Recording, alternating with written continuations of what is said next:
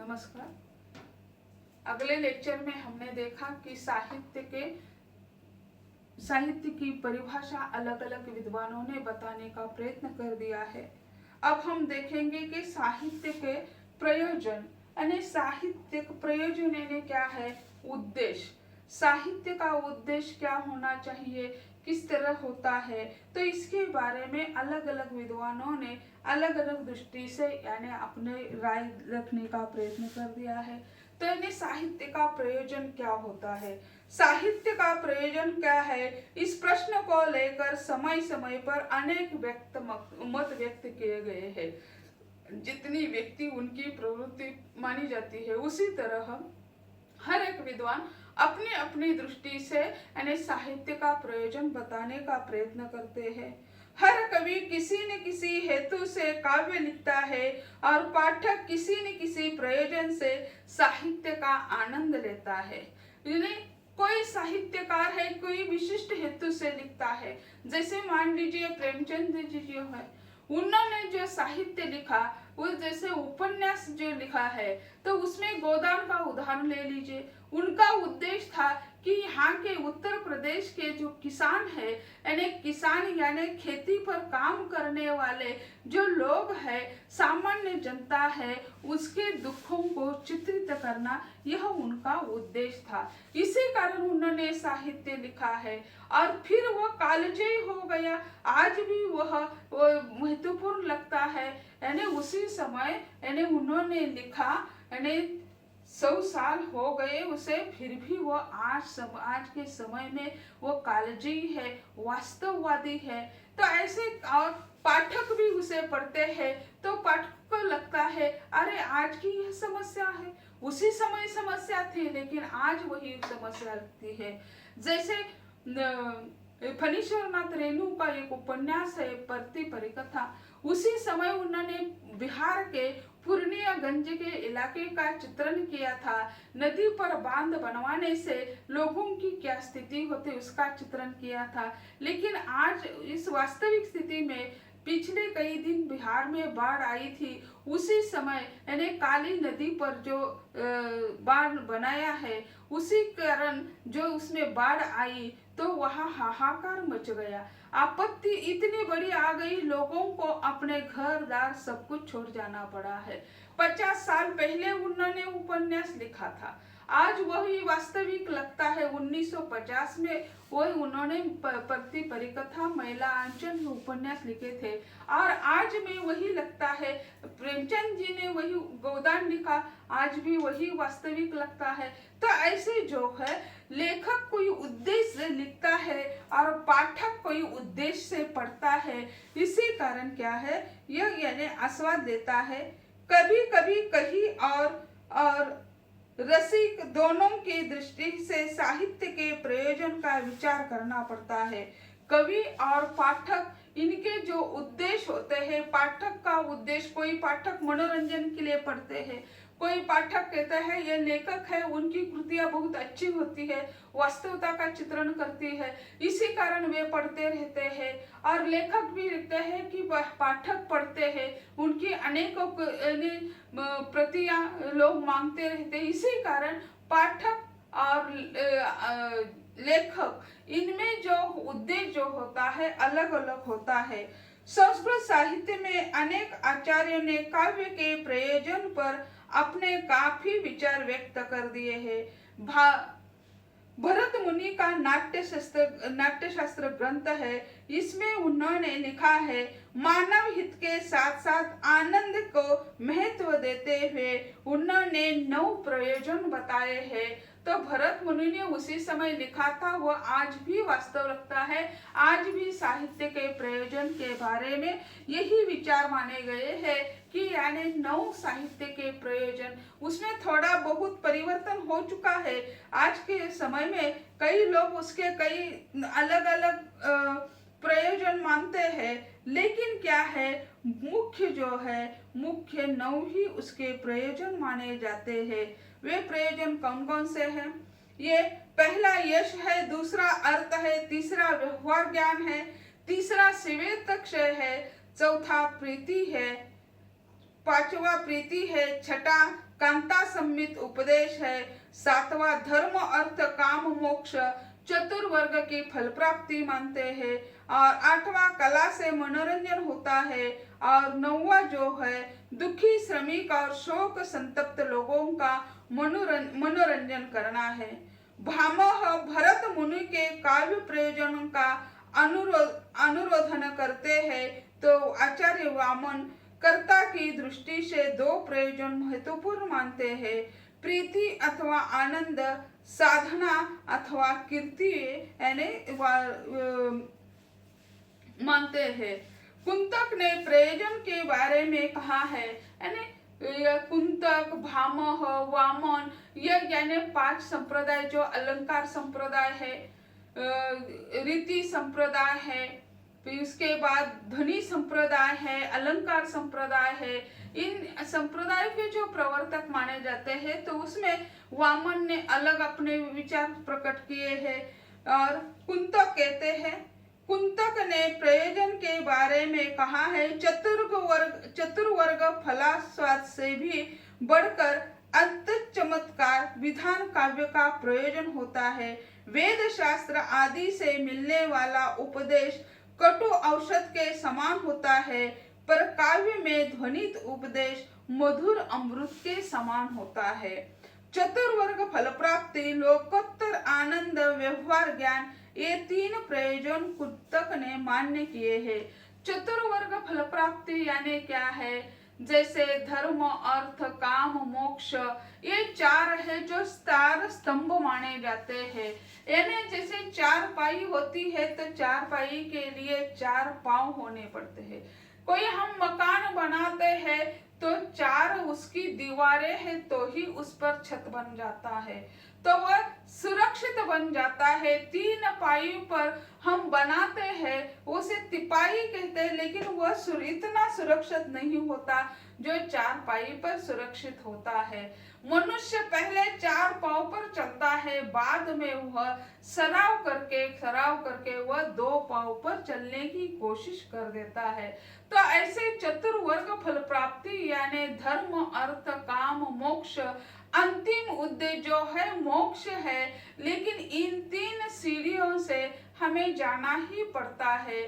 चतुर्वर्ग फल प्राप्ति यह कुंतक ने महत्वपूर्ण माना है, और उसके साथ साथ वे कहते हैं कि यानी व्यवहार ज्ञान महत्वपूर्ण है, और लोकोत्तर ज्ञान भी मंजूर उन्होंने मान्य कर दिया है।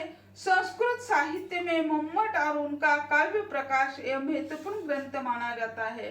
मम्मट जो है वे भी संस्कृत के विद्वान है, और उनका ग्रंथ जो है काव्य प्रकाश है, वह भी एक महत्वपूर्ण ग्रंथ माना जाता है, क्योंकि पहले जो है संस्कृत साहित्य का आधार लेकर ही, चाहे वह प्राकृत का साहित्य हो या जैसे अपभ्रंश कालीन साहित्य हो, फिर आधुनिक काल का साहित्य हो, वह यानी संस्कृत के जो ग्रंथ है उसका आधार लेकर ही चलते रहते हैं। तो यानी मम्मट का काव्य प्रकाश जो ग्रंथ है वह प्रयोजन के लिए महत्वपूर्ण माना जाता है। काव्य प्रयोजनों पर अधिक विचार मम्मट ने अपने काव्य प्रकाश इस ग्रंथ में करने का प्रयत्न कर दिया है। काव्य से यश अर्थ व्यवहार ज्ञान मिलता है, अमंगल का नाश होता है तथा तुरंत लोकातीत आनंद भी मिलता है। काव्य से यश अर्थ और ज्ञान मिलता ही है। जैसे हम देखते हैं कोई न कोई उद्देश्य के सिवा मनुष्य चल नहीं सकता। बिना उद्देश्य से हम सोए हुए जागते भी नहीं है। अगर सुबह के 6 बज गए 7 बज गए, अब हमें उठना है, कॉलेज जाना है, ड्यूटी पर जाना है या घर साफ करना है, कोई न कोई उद्देश्य होता है। निरुद्देश्य कोई नहीं हो सकता है। इसी कारण ज्ञान हमें मिलता है। ज्ञान यानी उद्देश्य से किसी गुरुकुल में हम जाकर पढ़ते हैं, स्कूल में जाकर पढ़ते हैं, यानी कहीं न कहीं किसी के पास से हम ले लेते हैं। और अर्थ यश तो मिलते ही है। जैसे हम किसी कवि राजाश्रित कवि हो तो भी वह राजा के साथ साथ कवि भी ज्यादा यश प्राप्त कर देता है। ऐसा कहा जाता है कि कवि चिरकाल तक अपना नाम लेते, सभी के मन पटल पर अपना नाम रखते हैं। जैसे कोई भी भजन हो, कीर्तन हो, गीत हो, तो वह कहीं उसका संगीत हमें सुनाई देता है, उनके लफ्ज हमारे कान पर नहीं आते, लेकिन संगीत सुनाई देता है तो अपने आप ही हमारा मन या अपना मन उस संगीत की ओर आकर्षित होता है। ऐसा कहा जाता है मन के बारे में, मन जो है मरकट रूपी है, एक क्षण में यहाँ एक क्षण में कहीं घूम कर वापस आ जाता है। मन को हम बांध नहीं सकते हैं, कितनी भी बड़ी रस्सी लेकर आए लेकिन हम उसे बांध नहीं सकते हैं। मरकट रूपी मन जो है वो उसमें हम बांध नहीं सकते हैं। यश उस कवि को मिल ही जाता है और यश मिलने के साथ साथ उसे यानी धन भी मिलता है, यानी अर्थ, चतुर्वर्ग अर्थ यानी धन है, तो उससे उसे पैसा मिल जाता है और उसे जीविकोपार्जन का साधन वो मानते हैं इसे ऐसे। और उसके बाद ज्ञान, तो ज्ञान से दूसरा कोई बड़ा यानी ज्ञान से दूसरी बड़ी कोई संपत्ति नहीं है, ऐसा कहा जाता है। ज्ञान देने से बढ़ता है और धन देने से घटता है। हम ज्ञान दूसरों को बांटते हैं तो उसमें नया नया कुछ आ जाता है। ज्ञान बहते पानी की तरह होना चाहिए, किसी एक कटघरे में बांध नहीं देना चाहिए। ज्ञान देते हैं तो बढ़ता है और धन देते हैं तो घटता है। तो इन्हें धन और ज्ञान इसमें काफी अंतर माना जाता है। ऐसा भी कहा जाता है धन और ज्ञान एक जगह नहीं रह सकते। धन के प्रतीक देवी है लक्ष्मी और ज्ञान की प्रतीक देवी है सरस्वती। सरस्वती स्थिर मानी जाती है और लक्ष्मी जो है चंचल मानी जाती है, चंचलता उसमें होती है। इसी कारण कहते हैं जिसके पास ज्ञान है उसके पास धन नहीं होता और जिसके पास धन है वही ज्ञान नहीं होता है। इसी कारण कहा जाता है एक म्यान में दो तलवारें रह नहीं सकती है, यानी दो स्त्रियां यानी लक्ष्मी और सरस्वती दोनों एक म्यान में नहीं रह सकती, क्योंकि एक चीज का दूसरे चीज के साथ संपर्क होता है तो ध्वनि की निर्मित होती है। इसी कारण एक म्यान में हम दो तलवारें रखते हैं तो उसका संघर्ष हो जाता है, द्वंद्व निर्माण होता है। इसी कारण सरस्वती और लक्ष्मी एक जगह रह नहीं सकती है।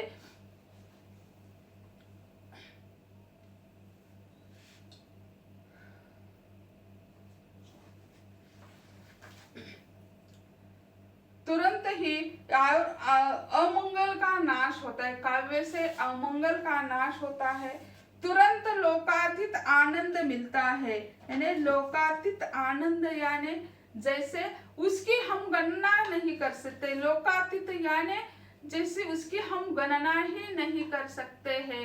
एकादश समारोह होता है तो उसके लिए हम यानी कमर तोड़कर काम करते रहते हैं, उसका आनंद ही अलग होता है। इसे हम क्या कहते हैं, यानी लोकातीत आनंद कहते हैं।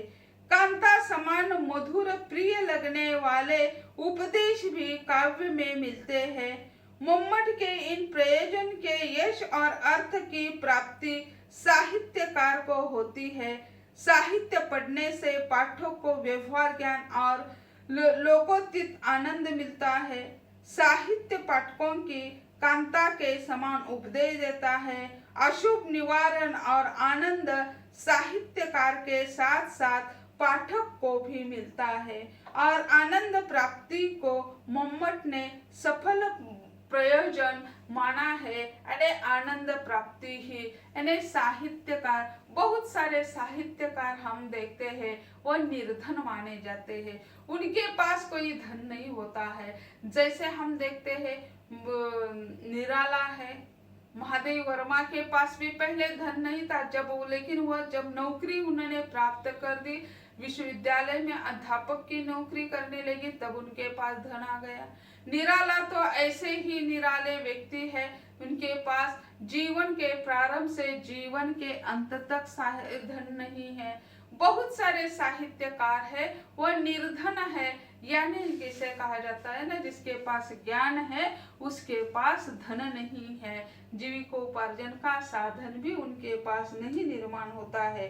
तो यहाँ मम्मट जो है वो मानते हैं साहित्य का प्रयोजन जो है वो आनंद होना चाहिए। वे कहते हैं लोगों के आनंद के लिए साहित्यकार ने साहित्य लिखना और पाठक ने भी आनंद के लिए साहित्य पढ़ना चाहिए। ये मम्मट के विद्वान विचार दिखाई देते हैं। संस्कृत आचार्यों के द्वारा चर्चित इन तत्वों को देखकर भारतीय दृष्टि से काव्य प्रयोजों का विश्लेषण इस प्रकार दिया गया है। संस्कृत आचार्यों ने अपने अपनी दृष्टि से साहित्य का प्रयोजन स्पष्ट करने का प्रयत्न कर दिया। उसी के आधार पर भारतीय विद्वानों ने साहित्य के जो प्रयोजन है वो तो पहले 9 माने गए, मम्मट के 9 प्रयोजन माने गए हैं, उसमें थोड़ा सा परिवर्तन उन्होंने कर दिया है और फिर 9 के बाद लोक संग्रह और आत्मानुभूति को उन्होंने अगर समाहित कर दिया है। उन्होंने 12 ये क्या कर दिया, आत्माभिव्यक्ति और आत्मानुभूति, ये 3 उन्होंने उसमें बढ़ा दिए हैं। तो यश, अर्थ, व्यवहार, ज्ञान, श्वेत, क्षय, प्रीति, कांता, सम्मित, उपदेश, चतुर्वर्ग की फल प्राप्ति, कला से मनोरंजन, कला में निपुणता, लोक संग्रह, आत्माभिव्यक्ति और आत्मानुभूति, आत्महित, ऐसे कई यानी साहित्य के प्रयोजन माने गए हैं। लेकिन मूल रूप से 9 ही माने हैं, इसमें ये समाहित कर दिए हैं। पहला जो है यश है, साहित्य का प्रयोजन जो है पहला यश है। यश में हम देखते हैं संसार में यश पाने के लिए कवि साहित्य की रचना करता है। यानी जैसे हम देख दीजिए कालिदास को भी, कालिदास को कई लोग मूर्ख कहते थे, लेकिन उन्होंने संस्कृत का इतना बड़ा साहित्य लिख कर दे दिया। आज भी वो हमें समाज के लिए पथ प्रदर्शन करने का काम वो कालिदास का साहित्य दिखाई देता है। अभिज्ञान शाकुंतलम उनका एक अच्छा नाटक है, रघुवंशम है। तो यह जो है उसी के आधार पर आषाढ़ का एक दिन आधुनिक काल में नाटक लिखा गया, जो उसी समय के अभिज्ञान शाकुंतल का यानी आज के वर्तमान समय में किस तरह उसका उपयोग है वो आषाढ़ का एक दिन में चित्रण कर दिया है। तो यश जो मिलता है, संसार में यश पाने के लिए कवि साहित्य की रचना करता है। महाकवि सरस काव्य रचना करते हुए अपना तथा अपने नायक का वास्तव जीवन में अक्षय नामो निशान रहे, यही अपेक्षा रखता है। यानी अपने ये जो कवि साहित्य लिखते हैं वो क्या कर देते हैं, महाकवि काव्य रचना करते हुए अपना तथा अपने नायक का, जैसे यह उदाहरण के रूप में हम लेंगे शिवाजी का लिखने वाले, शिवावीर रसपूर्ण साहित्य लिखने वाले में भूषण जो कवि है, भूषण ने शिवाजी का इतना प्रचुर अच्छा वर्णन कर दिया, इसी कारण भूषण को वीर रस के कवि कहा जाता है। रीति काल में यानी 1850 के पहले का समय जो है वो रीति काल का समय है, और रीति काल के भूषण जो कवि है उन्होंने राजा छत्रसाल और शिवाजी महाराज का चित्रण कर दिया है, और वह भी वीर रसपूर्ण, क्योंकि उसी समय के शिवाजी महाराज और राजा छत्रसाल यह जो है उनका वीरत्व चित्रित न करते भूषण, तो वे कहते हैं मैं शिवबा को पाकर धिन्न नहीं होता और शिवबा मुझको पाकर धन्य नहीं होते। उसका अगर मैं चित्रण नहीं कर सकता तो यानी बहुत बड़ा अनर्थ होता, ऐसे वे कहते हैं। यानी शिवाजी का उन्होंने वीरता पूर्ण वर्णन कर दिया है, यही विशेषता। अतः शिवाजी महाराज भी चित्रित हो गए और उसके साथ साथ यानी भूषण भी चित्रित हो गए, यानी उसका नाम भी आज भी जाना जाता है। लोग पहचानते हैं कि यानी ऐसे औरंगजेब की सेना का चित्रण और शिवाजी महाराज के सेना का चित्रण उन्होंने इतना सुंदर कर दिया है कि यानी वो कभी ही जाने। ये ऐसी स्थिति हमें दिखाई देती है। तो वह कवि चाहता है चरित नायक जिस पर हम लिख रहे हैं वह भी अक्षय कीर्ति का सम्मान प्राप्त करे और हम भी अक्षय कीर्ति का सम्मान प्राप्त करें, यही अपेक्षा रखता है। कवि युगों युगों तक प्रसिद्ध रहने की इच्छा रखते हुए काव्य की निर्मित करते हैं। कभी कभी अपने यश के साथ साथ वह दूसरों की कीर्ति भी विस्तारित करना चाहते हैं। ऐसे राजकवि अपने साथ साथ राजा का नाम भी अमर करते हैं। हिंदी में जैसी है, रहीम है, रसखान है, भूषण है, तो ऐसे उसमें दिखाई देते हैं। तो रहीम है, रहीम ने तो कई अपने राम पर भी लिखा हुआ है। रसखान है तो अपने साथ साथ अपने राजा का भी नाम यानी अक्षय नामो निशान रहे, यानी अनंत काल तक उनका गौरव हो जाए, जय जय हो जाए, यही कामना रखते हैं। तो यश के साथ साथ यानी क्या हो जाता है, उन्हें अर्थ भी मिल जाता है। दूसरा जो प्रयोजन है वह है अर्थ। यश के बाद धन का आकर्षण होता है। राजकवि इसके उदाहरण है। यानी राजकवि यानी आदिकाल का साहित्य और रीतिकाल का साहित्य राज दरबारी है। तो राजकवि जो होता है तो राजकवि को अपने आप उसे तनख्वाह दी जाती है, कोई प्रदेश उनके लिए दिए जाते हैं। लेकिन जो भक्ति काल के कवि जैसे कबीर हम देखते हैं, रहीम देखते हैं, जैसी देखते हैं, ये राय दरबारी कवि नहीं थे, वे अपने जायदाद पर रहते थे। यानी कबीर को यानी सिकंदर लोदी ने राजकवि बनाने का अब उसे कहा था, लेकिन कबीर ने इनकार कर दिया। उन्होंने कहा कि मुझे जन कवि बनना है, मुझे जनता की सेवा करनी है। आपके दरबार में आकर आपको जो अच्छा लगेगा वो लिखने वाला मैं नहीं हूँ, मुझे जो अच्छा लगता है वो मैं लिखूंगा। ऐसे ही आदि काल का साहित्य राज दरबारी था, उसी को बाहर निकालने का काम यानी भक्ति काल के कवियों ने कर दिया है। वो चाहे कौन सा भी संप्रदाय हो, राम भक्ति संप्रदाय हो, कृष्ण भक्ति संप्रदाय हो या जैसे वैष्णव संप्रदाय हो, तो उन्होंने अपने अपनी दृष्टि से साहित्य लिखने का प्रयत्न कर दिया है। तो अर्थ के बाद अर्थ, यश के बाद अर्थ अपने आप ही उनके पास आ ही जाता है, ऐसा कहते हैं। व्यवहार ज्ञान। अपने काव्य के कवि आदर्श व्यवहार ज्ञान का लक्षण बताते हैं। पाठकों का अपने काव्य के द्वारा उसका राज दरबार, चाल चलन आदि की गतिविधियां जो है उसका यानी वे क्या कर देते हैं, चित्रण कर देते हैं।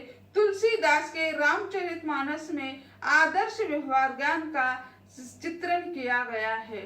जैसे हम देखते हैं यानी व्यवहार ज्ञान यानी तुलसीदास का रामचरितमानस जो हम मानते हैं हिंदुस्तान का यानी अनन्य साधारण ग्रंथ माना जाता है। इसमें यहाँ उन्होंने पुरुषोत्तम राम का, पुरुषों में उत्तम राम का चित्रण करने का प्रयत्न कर दिया है।